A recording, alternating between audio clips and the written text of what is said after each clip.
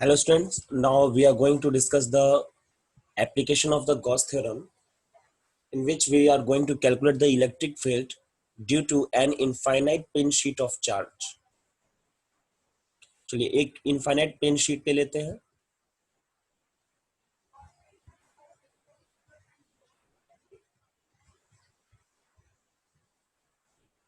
मैं कंसिडर करता हूं कि ये एक पेन शीट है. ठीक है,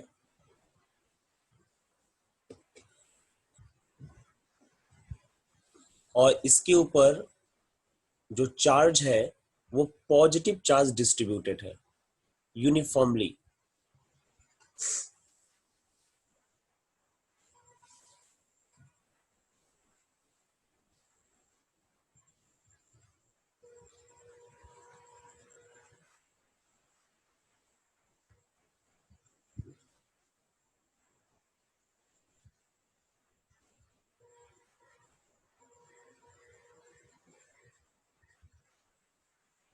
ठीक है, इस तरीके से इस पे ये इनफाइनाइट शीट है. ठीक है ना, काफी बड़ा है, इनफाइनाइट शीट है और इस पे पॉजिटिव चार्जेस डिस्ट्रीब्यूटेड है. मान लिया कि जो चार्ज डेंसिटी है वो सिग्मा है. चार्ज डेंसिटी का मतलब यह सरफेस चार्ज डेंसिटी, मतलब charge per unit area dq upon dA.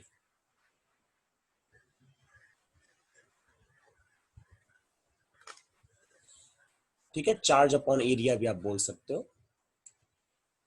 यहां पर कोई एक पॉइंट है, पॉइंट P.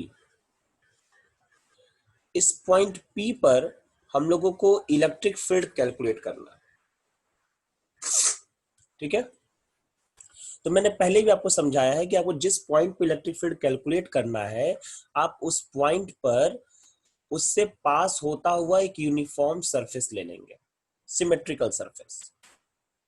ठीक है, चलिए इससे पास होता हुआ मैं एक सिमेट्रिकल सरफेस कंसीडर कर लेता हूं. मैं सपोज कर रहा हूं कि जो सरफेस है वो एक सिलेंडर के फॉर्म में है.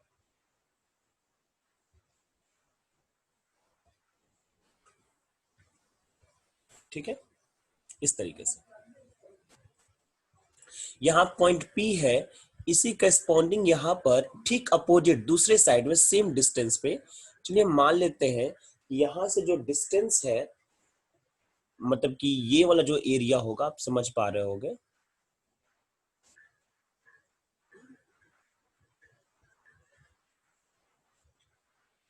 ये क्रॉस सेक्शन मिलेगा आपको सरफेस पर. जो ये शीट है इस पे ये क्रॉस सेक्शन मिलेगा आपको.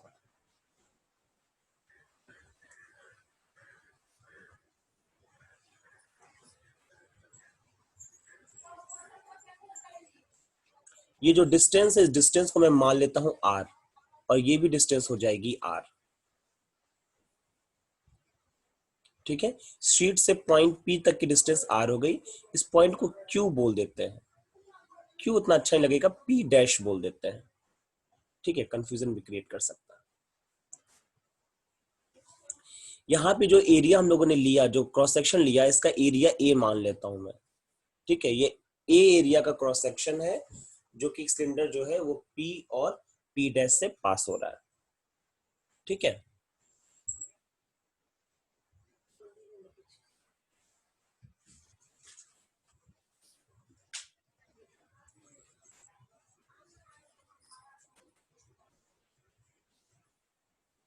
सिलेंडर है तो थोड़ा सा डेकोरेट कर दो, दिखाई दे सिलेंडर की तरह. ठीक, ये सिलेंडर.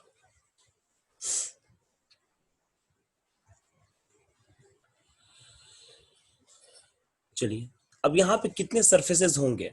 तो एक तो होगा आपका ये फर्स्ट सरफेस मान लेता हूं मैं इसको, सेकेंड सरफेस P डैश वाला, और थर्ड सरफेस जो हो गया वो मैं कर्व्ड सरफेस को मान ले रहा हूं.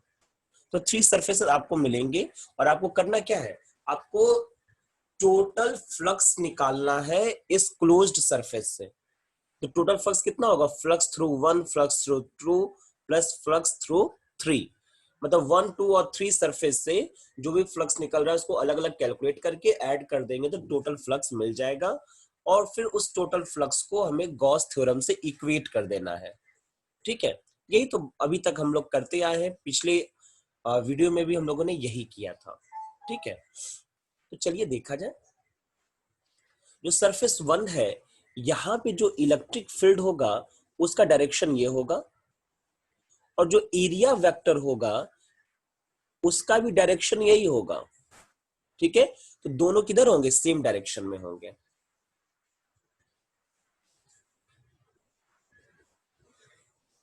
मैं एरिया वेक्टर और इलेक्ट्रिक फील्ड वेक्टर दोनों सेम डायरेक्शन में है। सेम डायरेक्शन में है तो थीटा क्या हो गया? 0। अगर थीटा 0 हो गया तो फ्लक्स कितना हो जाएगा? φ1 इक्वल टू ई इंटू ए। कोई प्रॉब्लम नहीं होगी, बहुत आसान सी बात है।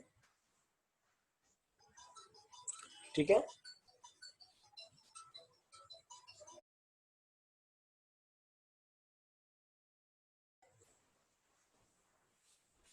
चलिए इस पॉइंट पर कर लिया जाए। सेम चीज, एरिया वेक्टर इस साइड होगा आपका, और इलेक्ट्रिक फील्ड वेक्टर भी जो होगा वो इसी साइड होगा, सेम साइड। फिर से एंगल जो बन जाएगा ये हो गया आपका एरिया वेक्टर, और ये हो गया इलेक्ट्रिक फील्ड वेक्टर। फिर से थीटा 0 हो जाएगा, और थीटा 0 होने की वजह से φ2 की वैल्यू कितनी हो जाएगी? ई ए। ठीक है, इस पॉइंट पे क्या होगा? यहां भी जो एरिया वेक्टर होगा अप डायरेक्शन में होगा। ठीक है, और जो इलेक्ट्रिक फील्ड वेक्टर जो होगा वो इधर होगा। दोनों के बीच में कितना एंगल बन रहा है यहाँ पर? 90 डिग्री। तो अगर थीटा यहाँ पे 90 डिग्री बन रहा है, ये हो गया एरिया इलेक्ट्रिक फील्ड वेक्टर, और ये एरिया वेक्टर। दोनों में थीटा 90 डिग्री मिल रहा है, तो φ3 की जो वैल्यू हो जाएगी वो हो जाएगी 0। ठीक है, लिखा जाए here flux through curve surface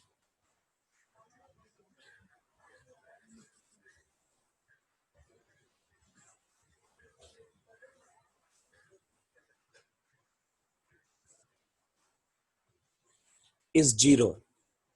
ठीक है, कर्व सरफेस के थ्रू फ्लक्स 0 होगा। रीजन क्या दे देंगे?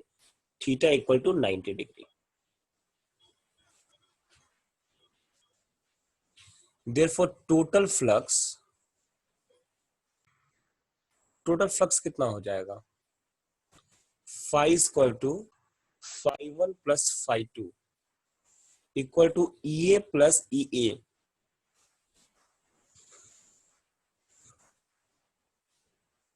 आ जाएगा phi equal to 2 E A. इसको इक्वेशन नंबर 1 मान लेते हैं। अब ये तो हो गया फ्लक्स के डेफिनेशन से फ्लक्स निकाल लिया हम लोगों ने। अब हम लोग क्या करेंगे? फ्लक्स निकालेंगे हम लोग गॉस लॉ से। नाउ फ्रॉम गॉस लॉ,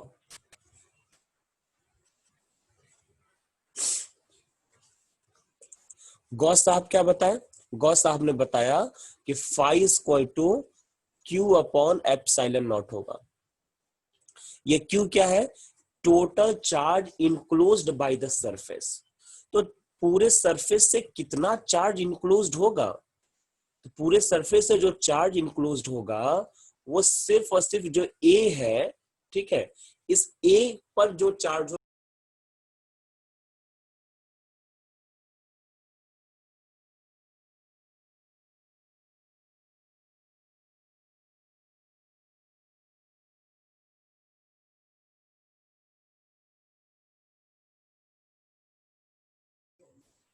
ठीक है, तो टोटल चार्ज कितना हो जाएगा वहां पे बाय गॉस लॉ?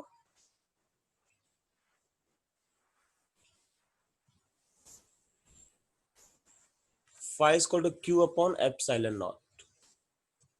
क्यू की वैल्यू क्या है? Total charge inside the surface, मतलब इनसाइड द क्लोज्ड सरफेस। तो क्लोज सरफेस के अंदर ए एरिया है, ठीक है, और यूनिट एरिया का चार्ज सिग्मा है। तो ए एरिया का चार्ज कितना हो जाएगा? Sigma into A upon epsilon naught. Equation number 2 from first and second. Equation number first क्या था? इक्वेशन नंबर फर्स्ट में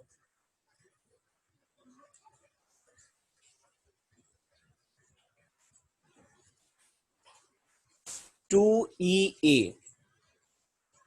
equal to sigma A upon epsilon naught. A से ए कैंसिल आउट हो जाएगा, ई इक्वल टू कितना आ जाएगा, sigma upon 2 epsilon naught.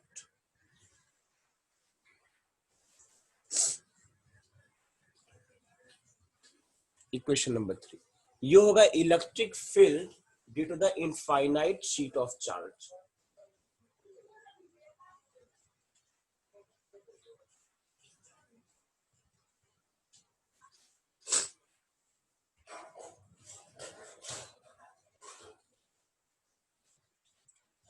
ठीक है, कुछ पॉइंट्स इसके बारे में डिस्कस कर लिया जाए। सबसे पहले तो यहां देख सकते हो कि जो E है is independent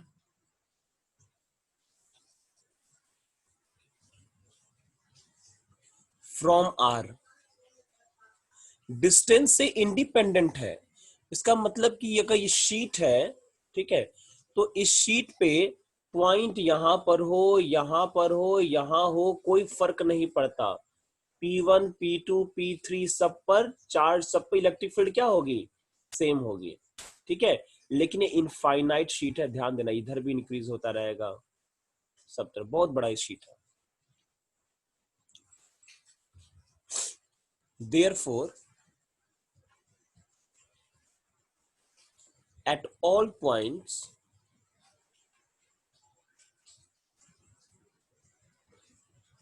electric field intensity will be same।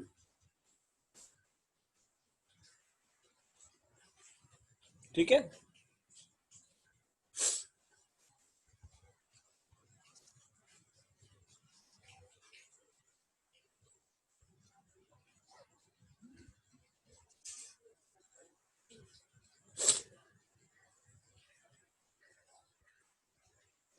ध्यान देना यहाँ पे जो ये पॉइंट्स हैं ये क्लोज टू प्लेन के लिए वैलिड होगा। ठीक है, जो प्लेन के पास में होंगे उन पॉइंट्स के लिए, क्योंकि जब डिस्टेंस बहुत ज्यादा हो जाएगी ना तो फिर ये वर्क नहीं करेगा। ठीक है, जब डिस्टेंस बहुत ज्यादा हो जाएगी तब की बात कर रहा हूं। ठीक है, वैसे भी इनफाइनाइट शीट ऑफ चार्ज है, तो मेनली जो है ये डिराइव है वो आपका क्लोज पॉइंट्स के लिए।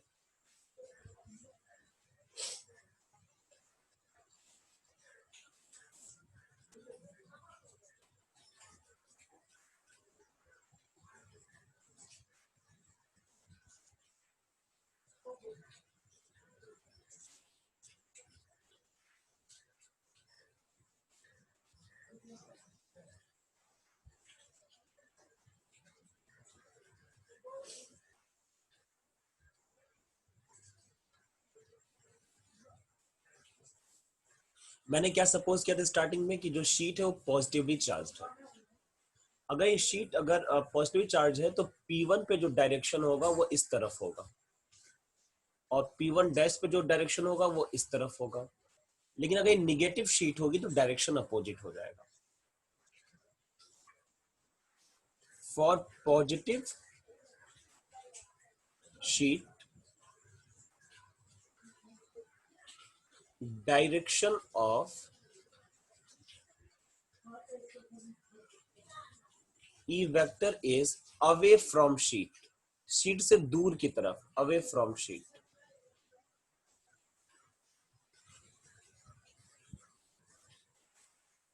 एंड फॉर नेगेटिव शीट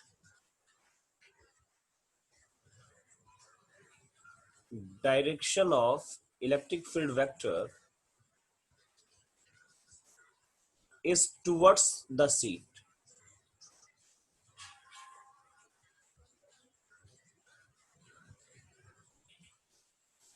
ठीक है, बस डायरेक्शन का फर्क आएगा, बाकी सारी चीजें वही रहेंगी।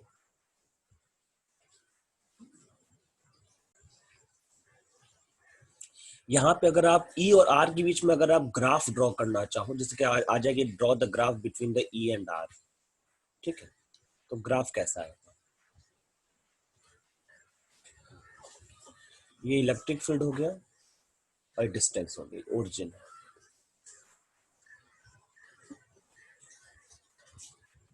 क्योंकि आर से ई इंडिपेंडेंट है, तो उस केस में ई की वैल्यू तो कांस्टेंट होगी, आर चेंज हो चाहे जो भी हो, लेकिन ई की वैल्यू क्या रहेगी, फिक्स रहेगी। तो इस केस में ई और आर के बीच में ग्राफ ऐसा दिखाई देगा।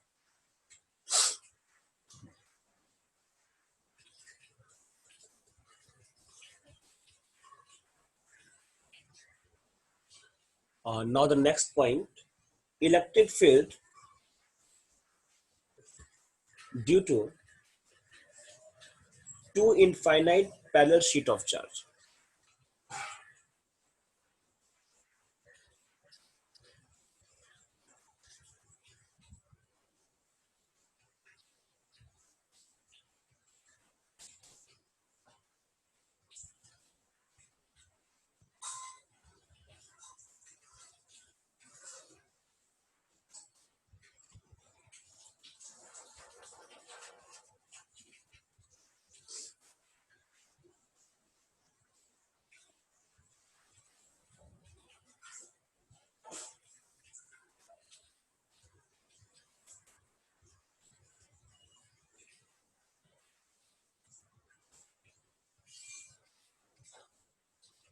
ठीक है, मतलब यहाँ पे दो शीट्स हैं, ठीक है, तो फिर दोनों की वजह से इलेक्ट्रिक फील्ड क्या होगा ये हम लोग कैलकुलेट करना है।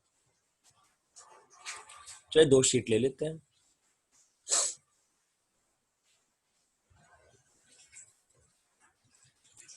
ये शीट 1, ये शीट 2।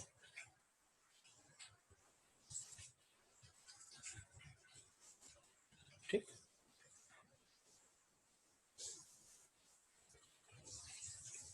फिलहाल मैं सपोज कर लेता हूँ ये शीट 1 हो गया, ये शीट 2 है। मैं मान लेता हूँ दोनों पॉजिटिवली चार्ज्ड है।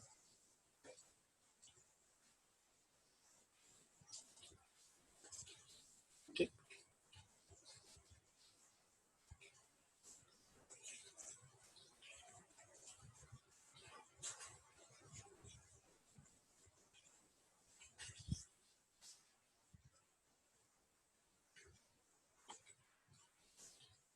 इसकी चार्ज डेंसिटी में मान लेता हूँ सिग्मा 1 है, और इसकी चार्ज डेंसिटी मान लेते हैं सिग्मा 2 है। ठीक, यहां पर 3 पॉइंट्स हैं।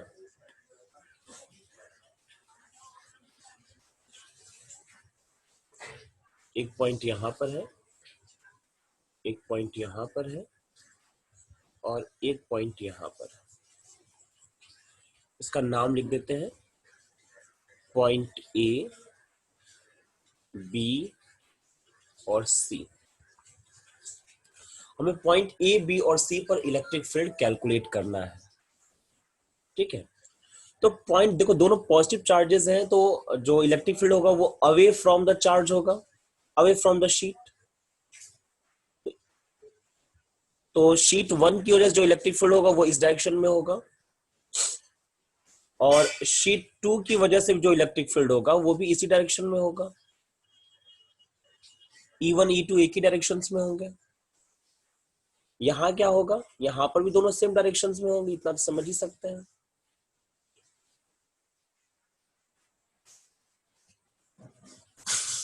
इस पॉइंट पे क्या होगा, इस पॉइंट में इलेक्ट्रिक फील्ड E1 जो होगा वो इस डायरेक्शन में होगा, और जो E2 होगा वो इस डायरेक्शन में होगा। ठीक है, ये हो गया E1 E2, ये हो गया E1 E2,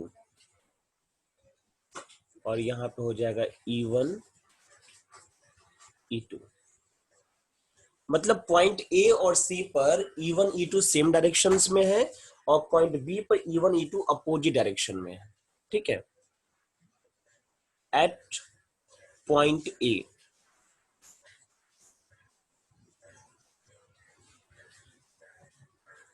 net electric field कितना होगा, E vector equal to E1 vector plus E2 vector. क्योंकि दोनों सेम डायरेक्शन में है तो डायरेक्टली एड अप हो जाएंगे, तो E की वैल्यू जो हो जाएगी वो हो जाएगी E1 कितना होगा, अभी लोग डिराइव किया ना, electric field due to the sheet is plane sheet is E equal to sigma upon 2 epsilon naught, यही होता है।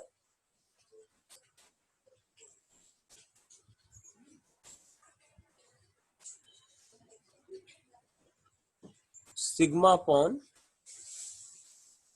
2 एप्सिलॉन नॉट होता है। ऐसे E2 क्या हो जाएगा, सिग्मा 2 अपॉन 2 एप्सिलॉन नॉट हो जाएगा। दोनों को ऐड कर दे तो मिलेगा sigma 1 plus sigma 2 upon 2 epsilon not.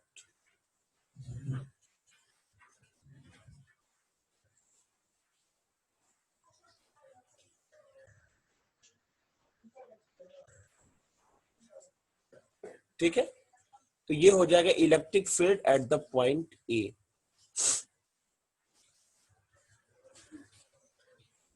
Similarly at the point C इतना ही आएगा, आप समझ सकते हो। Similarly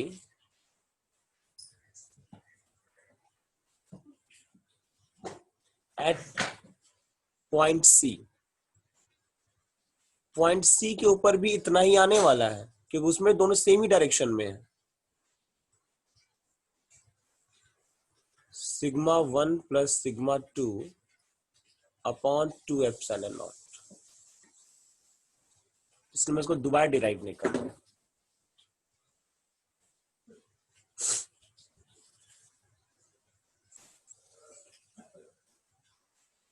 now at point B, point B के ऊपर क्या होगा, दोनों जो है अपोजिट डायरेक्शन में है, तो जो नेट इलेक्ट्रिक फील्ड होगा अपोजिट डायरेक्शन में है तो दोनों के सब्ट्रैक्शन के इक्वल होगा। मैंने मान लिया कि sigma 1 is greater than the sigma 2।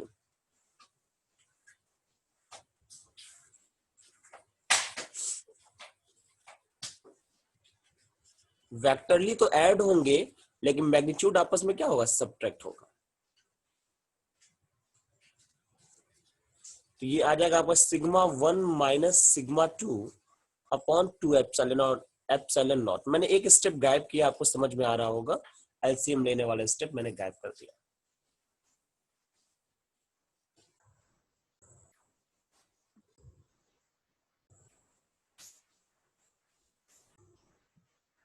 Eight the point B, ठीक, तो ये हो जाएंगे electric field.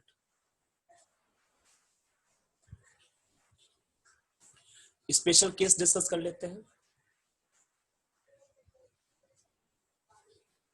Special case, if sigma 1 equal to sigma 2 equal to sigma, अगर sigma 1 sigma 2 equal to sigma हो जाए, दोनों बराबर हो जाए, तो ईए की वैल्यू क्या कितनी हो जाएगी, ईए इक्वल टू ईसी, दोनों बराबर ही है ना, तो एक साथ लिख देते हैं।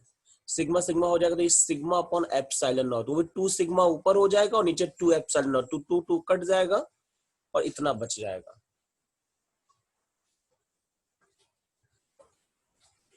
ठीक है, इस बार ईबी कितना हो जाएगा, अरे भैया दोनों सेम हो जाएंगे तो ईबी की वैल्यू तो 0 हो जाएगी। यानी कि अगर दोनों की चार्ज डेंसिटी सेम हो जाए तो इलेक्ट्रिक फील्ड जो है बीच में वो 0 होगा और साइड साइड में कितना होगा, सिग्मा अपॉन एप्सिलॉन नॉट।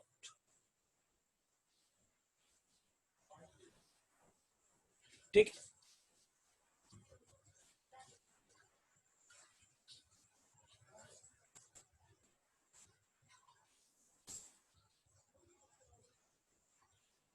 फिर आज के लिए बस इतना ही। नेक्स्ट डेट पे हम लोग देखेंगे कि अगर ये दोनों चार्जेस, दोनों शीट्स जो है वो अपोजिट चार्ज के साथ हो, मतलब कि अगर सिग्मा 1 पॉजिटिव हो सिग्मा 2 निगेटिव हो तो क्या केस होगा। ठीक है, ये लोग देखेंगे नेक्स्ट डेट पर। ठीक है, थैंक यू वेरी मच।